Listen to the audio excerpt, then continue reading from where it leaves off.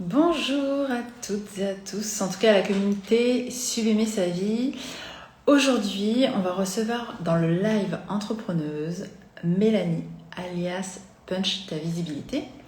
Et du coup, on va attendre tranquillement qu'elle arrive afin qu'on puisse commencer le live et aussi qu'elle puisse au passage nous donner quelques conseils en termes de visibilité. Alors, je pense qu'elle ne va pas tarder à arriver. On attend notre invité du jour afin qu'elle puisse se connecter. Et bonjour à Elliot Joubert, Laurence 88.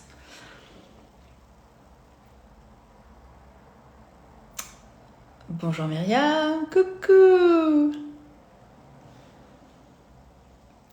Alors, on attend Mélanie tranquillement. Oui, ça fait plaisir de te voir Myriam. Au passage, j'en profite. Une amie du MBA.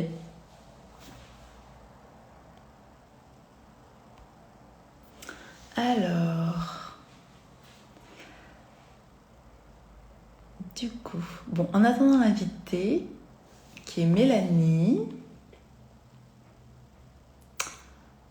Ah, Mélanie est là. Hello. Du coup, hop, c'est parti. On va accueillir notre invité du jour. Visibilité.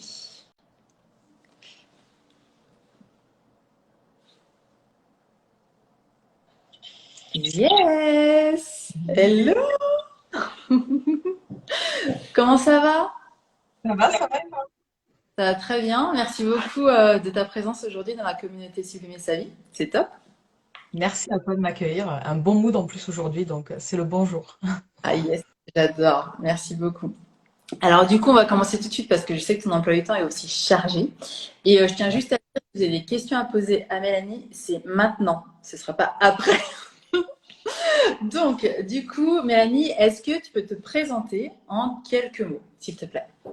En quelques mots, je suis mentor pour la saison de Facebook et je suis formatrice en communication social media.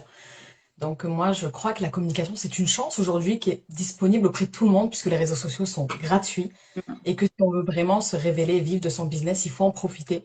Il n'y a jamais eu d'autant d'opportunités, je pense, dans le monde que au jour d'Internet. Et donc, voilà, j'invite tout le monde à se lancer et à pouvoir se révéler, croire vraiment en soi. Yes, j'adore ça. J'aime ton énergie, Mélanie, c'est topissime. Alors, du coup, est-ce que tu as toujours fait de la communication entre guillemets, ou est-ce que tu es venue à la communication et aux réseaux sociaux, notamment à devenir mentor de l'association Facebook, ce qui n'est pas rien. Euh, voilà. Comment ça t'est venu en fait? Euh, J'étais salariée, comme beaucoup de monde, je pense. J'ai eu Mm. besoin de retrouver du sens dans ma vie. Donc moi, j'étais assistante en gestion euh, nucléaire de tout le sud de la France. Donc je gérais quand même 4-5 entités, mais j'étais pas du tout dans la communication. Je me suis lancée au départ en tant qu'assistante freelance il y a plus de 3 ans. Et D'accord. j'ai adoré communiquer pour moi. Et là, ben, il y a eu un tilt en fait. J'ai réussi à développer ce côté créatif, enfin pouvoir être moi sur les réseaux sociaux tout simplement. Et donc, je me suis formée énormément. Et comme je suis quelqu'un qui adore donner, j'ai proposé à plusieurs associations de pouvoir partager pour eux et de devenir bénévole, et notamment dans l'association de Facebook qui en fait partie, mais il y en a d'autres. D'accord. Et au niveau de la communication, alors, j'entends que tu as eu un coup de cœur. Qu'est-ce qui t'a poussé réellement à te lancer dans l'aventure? Parce que certaines personnes, je pense qui peuvent nous écouter, parfois se disent, OK, ah ouais, ce domaine-là me fait vibrer. Peut-être que l'entrepreneuriat me fait vibrer et en fait, elles n'osent pas y aller. Tu vois ce que je veux dire? Ben moi, j'ai cette idée qu'en fait, la chance n'existe pas, hein, et qu'il faut aller se la créer. Et je me suis dit, qu'est-ce que je veux faire dans 10 ans? Et si je commence à activer des choses maintenant, peut-être que dans 3 ans, j'y serai déjà. Et c'est ce qui s'est passé. Donc vraiment, avec ce gros rêve de, OK, on fait un focus sur soi, qu'est-ce qu'on aime et qu'est-ce qu'on veut faire. Si on pourrait tout réussir, si tu pourrais tout réussir dans ta vie, vers quoi tu irais? Ou il y a aussi la question de, si tu n'aurais pas besoin de gagner de l'argent, qu'est-ce que tu ferais gratuitement? Hmm. Voilà. Et c'est Ça, ça ça qui m'a amené vraiment à cette réflexion, ouais. ah, génial. Et alors, du coup, depuis que tu as commencé l'entrepreneuriat, euh, est-ce que tu as eu des challenges que la majorité des entrepreneurs rencontrent? Comment tu as réussi à les gérer? Du coup, qu'est-ce que tu as mis en place aussi? Parce que les clés, ça sert et ça permet d'accélérer. Donc, voilà, si tu Ouais, sais. bien sûr. Bah, je pense que déjà le challenge, ça fait partie de l'entrepreneuriat. Le premier challenge, c'est évidemment de quitter un CDI très confortable, 13 mois 25, 10 semaines de congés payés, j'étais super bien quoi. Et donc je me suis lancée à mon compte avant, j'ai vraiment cumulé salariat et entrepreneuriat comme certains de mes collègues pour pouvoir me donner de l'énergie, me donner assez de confiance en fait. Et cette impression de sauter dans le vide quand on se met vraiment à son compte à 100% et qu'on quitte toute la sécurité qu'il peut y avoir. Et cette impression, je l'ai eu plusieurs fois en entrepreneuriat. Quand je me suis montrée sur les réseaux sociaux, la première fois, moi j'avais une photo de moi mais avec un filtre de dessin animé parce que j'avais du mal à me montrer. Mes premières stories aussi, mes premières vidéos, mes premiers reels, voilà, à chaque fois que je fais quelque chose une première fois, c'est vraiment, c'est un combat contre moi-même en fait. La seule personne qui va me freiner, je me suis rendu compte que c'était moi. Et quand j'ai peur de quelque chose, ou notamment la procrastination, qui revient un petit peu, là je suis en train de changer mon format de contenu, donc je veux créer une nouvelle routine, et du coup la procrastination, c'est pas la flemme, c'est la peur en fait. Et donc, moi, je prends la peur comme un filtre et je me dis, si t'as peur, c'est qu'il faut peut-être y aller. J'ai entendu ça souvent et je me suis dit, bon, on va essayer leur truc, hein, si ça marche pour eux, pourquoi pas. Et à chaque fois que je vais là où j'ai peur, boum, après, ça débloque quelque chose et ça me permet encore plus d'avancer. Donc, il y a deux filtres pour la peur, c'est vraiment vers quoi tu peux aller. Et aussi, si tu as peur, par exemple, d'un rendez-vous client ou d'une presta que tu as rendue, c'est que tu t'es pas assez concentré dessus. Donc, tu sais que t'as pas fait tout ce qu'il fallait. Donc voilà, il y a ces deux filtres de peur et pour moi la peur, je l'écoute beaucoup parce qu'elle est là, présente tout le temps et le syndrome de l'imposteur ne disparaîtra jamais. Donc en tout cas, c'est ce que je pense, Merci de vraiment. Je pense qu'il sera toute ma vie, il sera avec moi et c'est pas grave en fait. Je l'écoute et ça me permet de revenir un peu sur terre, de pas me dire tu vois, j'ai réussi, je suis comme tout le monde. Il faut vraiment que je fasse pour aider les autres et donc j'essaye d'écouter aussi le côté que j'ai très solidaire. ça, Beaucoup, c'est beaucoup. génial. Tu as reçu des cœurs pendant que tu parlais notamment de la peur, de comment tu la gères. C'est quelque chose de super important. En fait, tu as dit plusieurs choses. Je vais juste rebondir dessus. Alors, par rapport à la peur, effectivement, c'est un message qu'on nous envoie. Donc, c'est notre corps. Donc, à savoir comment on s'aligne après avec cette peur et surtout la traverser, passer à l'action, expérimenter. Et puis, le syndrome de l'imposteur, oui, alors, il disparaîtra jamais pour la simple et bonne raison que si on part du principe que des femmes comme Michelle Obama ont encore ce syndrome de l'imposteur, après ce qu'elles ont accompli, alors qu'elles sont médiatisées, etc., je pense que oui, on peut aussi se remettre à notre place en disant, bah, on est des êtres humains, ok, on a des émotions, et maintenant c'est comment on les gère, comment on va vers notre vision, vers nos objectifs, et comment on avance avec de plus en plus de fluidité. Et d'ailleurs, toi qui es passé à l'action, justement, tu as eu pas mal de premières fois. Est-ce qu'il y a eu des... Comment comment tu réalises que là, tu as passé un cap et que ça devient fluide pour toi, que ce soit la première fois en vidéo, donc deuxième, troisième fois, quatrième fois. Comment tu sais qu'après, c'est vraiment fluide? Hum, euh, Il y a ce côté, tu fais quelque chose et c'est dur de le mettre en place. Hum, Et après, si tu le fais pas, c'est dur. Là, notamment, je sais pas, quelqu'un qui a du mal à programmer ses postes, quand il fait pas, il se hum, sent mal après. Alors qu'au début, il se sent mal de le faire. Et donc, c'est là que tu te dis, OK, j'ai passé un cap. Parce que si je le fais pas, ça fait partie de moi, de mon quotidien, en tout cas, de mon business. Donc, si je le fais pas, je me sens mal, au lieu de si je le fais. Donc, l'action permet, l'action répétée, hein, c'est vraiment la mise en action. En fait, il y a le moment où on s'initie à une activité qu'on connaît pas. Après, on se met en action et on va essayer de tenir. Et c'est le fait de tenir qui permet de passer ça du côté fluidité, on va dire. Et après, ça nous manque, quoi. J'adore comme ça. Bah, après, ça nous manque. Donc, du coup, oui, la communication et les posts, c'est top. Et du coup, parce que tu es quand même une experte hein, en communication, je sais que dans la communauté Sublimer Sa Vie, il y a des entrepreneurs, des entrepreneuses qui souhaitent mettre en place leur communication. Est-ce que tu aurais la grande générosité de nous partager quelques tips, s'il te plaît, aujourd'hui? Bien sûr, avec plaisir. Déjà, il faut savoir, les réseaux sociaux, c'est la manière de venir amener à une discussion. C'est le seul objectif. C'est pas le marketing, c'est pas, oui, la vente, mais d'abord, on a une discussion. Donc, comment vous allez amener les personnes à discuter avec vous? Et il faut mettre des petites choses en place comme un profil optimisé, une belle photo, une promesse de transformation qu'on va mettre sur sa bannière. comme tu l'as très bien fait dans ta bio, par exemple, où voilà, tu promets aux femmes de développer leur leadership. Donc ça, c'est super important. On va créer un canal d'acquisition. Donc c'est le fameux lien. J'invite tout le monde à faire un multilien. Moi, je l'ai fait sur mon site web, mais ceux qui l'ont pas, mes stagiaires, on le fait en fait sur Linktree ou ManyLink, des choses qui sont super connues. D'accord. Et puis derrière, on va réfléchir stratégiquement son contenu. Donc, on va se dire, ben, qu'est-ce que mon persona, mon client cible, la personne avec qui je veux travailler, qu'est-ce qu'elle veut et comment je vais lui donner un maximum. Moi, la manière de donner du contenu, et encore, je me dis que je le fais pas assez, il faudrait que j'aille encore plus là-dedans, mais c'est de me dire, ben, je vais prendre des bouts de ma formation concrètement, et puis je vais les donner gratuitement comme ça. Et si une personne, elle me suit, je sais pas, 2 ans, 3 ans, ben, elle aura tous les petits bouts, mais après, est-ce qu'elle va l'actionner? Donc, ben, pour aller plus loin, il faut venir vers moi, et c'est ça, en fait, la stratégie, vraiment donner un maximum de contenu, donc vraiment des astuces actionnables, des petites choses, et on est sur du micro-contenu. On a une attention de poisson rouge, on est à peu près à 4 secondes sur les réseaux sociaux. C'est Ah oui. dramatique. Ouais. On scroll comme ça, tu vois, hop, je te passe.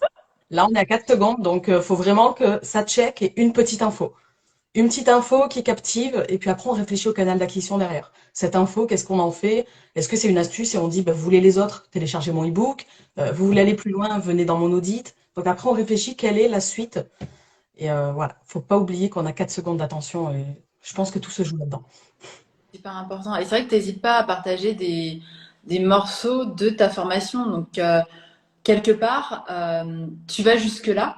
Et je me demande, est-ce que selon toi, c'est duplicable à tous les domaines finalement d'activité? De se dire, OK, bah, j'offre pour créer finalement cette discussion au démarrage, pour après finalement bah, délivrer et les accompagner réellement, parce que tu l'as aussi très bien souligné, c'est-à-dire que oui, les personnes ont les informations.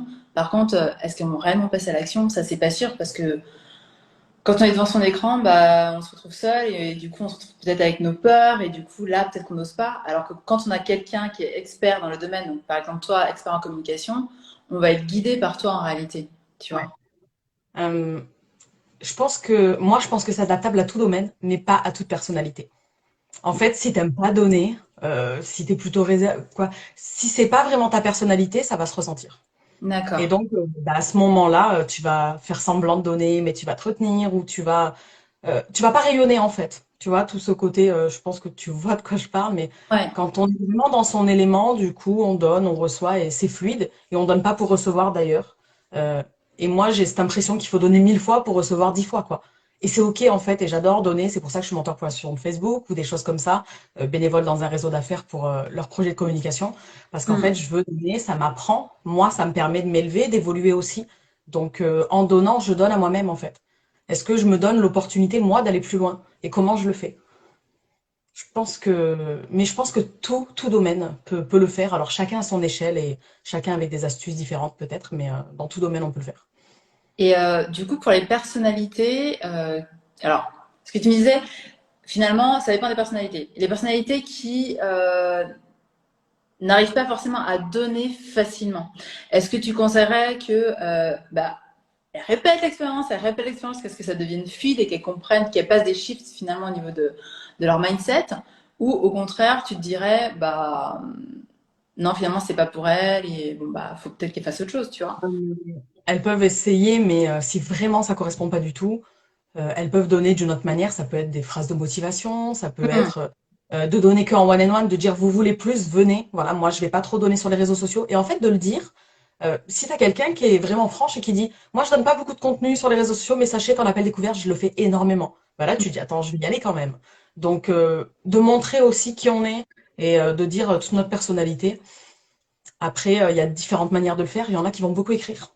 Pourquoi pas faire un blog, c'est donné, hein. Il y en a qui vont pas vouloir se montrer. Et donc, ben, le podcast, c'est idéal, ou faire des petites vidéos avec sa voix qui est posée dessus, sans se montrer. Donc, on va adapter à sa personnalité pour s'amuser. Moi, le but, c'est vraiment que mes stagiaires ils s'amusent dans leur communication, et c'est là qu'ils explosent, c'est quand ils s'amusent, hein. D'accord, ok. Toi, tu arrives à détecter ça, donc ça, c'est génial. Si je te dis leadership féminin et entrepreneuriat, qu'est-ce que ça évoque pour toi? Euh, alors déjà, toute femme qui se lance est une working girl. Moi, je suis trop à fond, j'adore. Et puis, je motive toutes mes copines à se lancer. Ça commence à pulluler autour de moi. Je suis trop fan, vraiment, parce que c'est pas du tout quelque chose qui est courant. aujourd'hui, on est dans un monde où euh, je pense que les statistiques, en tout cas, on dit que l'entrepreneuriat il va prendre de l'ampleur parce que les gens veulent leur indépendance. Et les femmes, notamment les mamans, veulent pouvoir travailler tout en ayant du temps pour leurs enfants. C'est aussi pour ça, moi, que je me suis lancée au départ.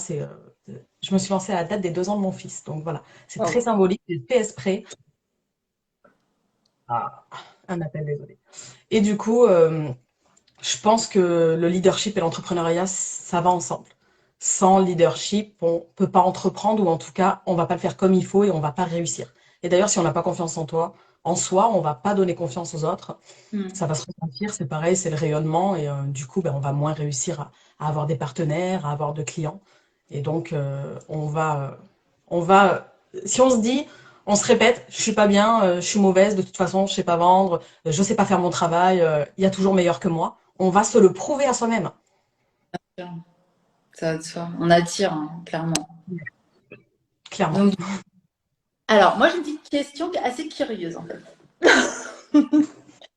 Donc, ce que j'aimerais savoir, si tu souhaites le partager, bien évidemment, c'est aujourd'hui, en qualité d'entrepreneur, quel est ton style de vie? Comment tu t'organises, justement, parce que tu as passé le cap, finalement, à l'âge des 2 ans de ton enfant. Donc, maintenant, comment se passe ta vie, en réalité, tu vois? Alors, il y avait plusieurs phases. Il y a la phase au début où tu apprends plein de choses, tu fais des formations, tu bosses le soir, un peu le week-end. Tu kiffes ça, t'aimes, donc tu t'autorises à le faire pour te donner plus de vitesse en fait, hein. Tu te dis, je vais le faire, mais je vais y aller à fond. Et c'est ce que je me suis dit, je m'étais donné un an. Donc il y a vraiment cette phase où j'ai bossé le soir, une fois que j'avais couché mon fils tout le temps. Je bossais très tôt le matin, je finissais vers 5-6 heures et je bossais parfois le week-end. Mais ça, c'était OK, c'était un choix. Maintenant, je suis plutôt dans une phase de croisière. Je me suis collée aux horaires de mon fils principalement, hein, donc à part si j'ai des rendez-vous, des réunions, hein, évidemment. Mais moi, je commence à 9 heures et je finis vers 16 heures. Donc j'ai des journées super souples. Je mange à mon bureau. Attention, ma sophrologue me tuerait. Je mange à mon bureau, elle m'a dit que c'était pas bien. Et j'écoute des vidéos de motivation pendant que je mange, pour me booster et tout, voilà. Parce que ma journée, elle est très condensée et j'arrive à sortir plus de travail en moins de temps, parce que je le sais que j'ai moins de temps déjà. Donc je pense que ça, c'est important. Après, quand tu es entrepreneuse, entrepreneur aussi, quand tu es motivé, quand tu aimes ce que tu fais, ça se limite pas aux horaires du travail. Donc moi, le soir, j'aime bien lire un livre sur l'entrepreneuriat ou faire des petites formations, mais celles qui m'intéressent, pas celles qui sont obligatoires. Je vais le week-end, pareil, je vais toujours avoir des idées, des trucs, je vais prendre mon téléphone, je vais noter des petites choses. Donc ça m'arrive très souvent, mais je considère pas que c'est du travail, ça. C'est la question que j'allais te poser, justement. Parce que certaines personnes, je pense, peuvent considérer ça comme du travail, alors que c'est plutôt des choses qui nous animent. Donc, en fait, on le fait naturellement. Et donc, pour toi, c'est pas du travail. Non, pour moi, c'est pas du travail. Autour de moi, les collègues l'ont compris, mais hier, on était en train de manger à la maison avec des collègues et puis j'avais mon petit kit oreillette qui était calé là. Ils disent, qu'est-ce que tu fais? On appelle. Je dis non, en fait, j'écoute une masterclass. Je dis, j'écoute une concurrente. C'est pas une concurrente, mais j'écoute d'autres personnes et je dis, t'inquiète, c'est juste pour me tenir informée, quoi. Parce qu'il y avait pas de replay et voilà. Et, ils étaient là, ils étaient choqués, mais je discute avec eux quand même, hein. Mais voilà, j'aime bien, j'aime ça vraiment et moi, si je me donne du temps, je vais aller plus loin, donc je me le donne ce temps-là. J'ai pas envie de le faire sur 5 ans. Et le même travail qu'on fait sur 5 ans, je pense qu'on peut le faire en un an. Ah, ça, c'est intéressant de le souligner, tu vois. Pour les femmes qui écoutent et qui disent, ouais, mais non, du coup, je verrai ça plus tard. Ou je me mets un objectif à 10 ans. Bah, voyez à peu près quand est-ce que vous voulez atteindre cet objectif réellement pour vous, en fait. Pas forcément dans les standards, en réalité. Ça, c'est super C'est ça. intéressant. Mon objectif de faire la formation au départ, je m'étais dit dans 10 ans. Je veux faire la formation, j'aimerais bien être organisme de formation et même faire de la formation carrément chez moi en visio, pourquoi pas. Ça, c'était le rêve à 10 ans. Et j'ai mis un an à le faire, même pas. Donc voilà quoi, quand tu actives, tu mets les choses en place. Alors il y a plein de techniques, le tableau de visualisation, se l'écrire, visualiser le soir. J'ai vraiment testé tout ça et tout ce que tout le monde disait. J'ai fait des morning routines, j'ai tout fait à fond. Il y a des périodes plus ou moins évidemment. Et Ouais. ça aide énormément en fait, je pense. De se motiver soi-même d'ailleurs. Voilà. Ou qu'est-ce que tu conserves dans tout ce que tu as testé? Est-ce que tu gardes tout ce que tu as testé, c'est-à-dire routine du matin, routine du soir, ta visualisation? Qu'est-ce que tu sélectionnes? Qu'est-ce J'ai qui pas te regardé. prend en réalité? C'est ça le truc. Alors la visualisation, ça je trouve ça super important. Et notamment quand tu as quelque chose qui te trotte dans la tête parce que tu fais un nouveau projet. Ben, avant de dormir, je vais fermer les yeux, je vais visualiser ce projet qui réussit. Que quand ça m'embête, parce que c'est là, donc tant qu'à faire, utiliser ce côté qui t'embête pour aller le transformer. Mm. Euh, la routine du matin, elle est plus du matin. Parce que j'ai choisi de dormir un peu plus, parce que je me couche plus tard, moi, maintenant. J'ai réussi à avoir ce rythme-là qui me plaît, parce que ma créativité est là le soir, en fait. Donc, ça, Génial. c'est un problème, finalement, dans mon quotidien, donc je me lève pas plus tôt. Et ma routine, elle est plus vers midi, midi et demi. En fait, je la fais à midi, c'est ma routine. C'est pas une morning routine du tout, mais voilà, c'est OK. Et d'ailleurs, je vais faire du coup du sport à midi ou plutôt le soir. Je vais vraiment l'adapter à mon quotidien où ça va être le week-end et pas forcément la semaine parce que la semaine je suis focus boulot et donc le week-end c'est moi personnel, ma famille et donc ouais, j'essaye de trouver cette balance là. J'essaye de m'écouter beaucoup en fait. Qu'est-ce qui me plaît, qu'est-ce qui me plaît pas et j'arrive jamais à faire un jour identique à celui d'hier. Donc même dans une routine, ça marche pas. Jamais mes routines n'étaient les mêmes. J'avais un plan, mais il faut aussi s'écouter quoi.